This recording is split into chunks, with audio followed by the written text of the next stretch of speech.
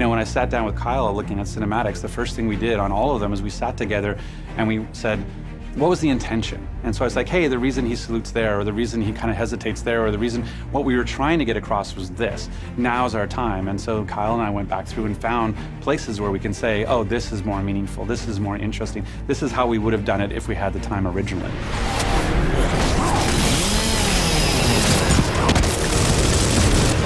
You know, our first step in the process was to sit down and watch everything and get Rod's feedback on it and really kind of focus on those key moments that he wanted to really, you know, nail. So what we wanted to do was work on Rom's execution of Min. There's a lot that went into that moment and trying to make you hate Rom, show his power, but and then transition the power within the squad to Marcus. On all the cinematics for this Gears game, we kind of had already a template in place from the original. We tried to punch up some of the sequences, and storyboarding was kind of integral to that, kind of figuring out what we wanted to play up, when we wanted to kind of keep the same.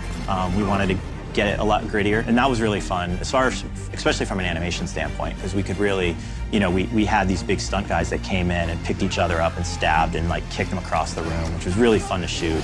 The animators had a great time working on that as well. The death of Min was really challenging. Whenever we get an effects shot, we just want to go in and blow the person apart.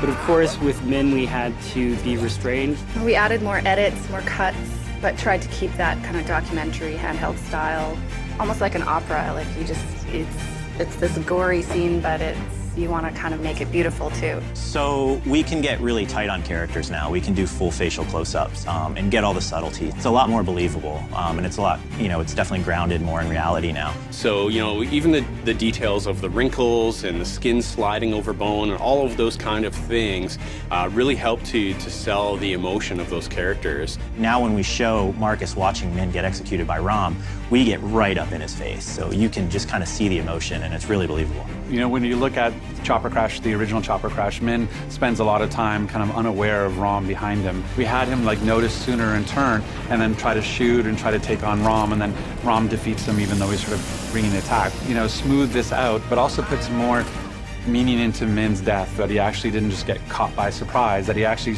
saw the threat and attempted taking it head on, but still to no avail.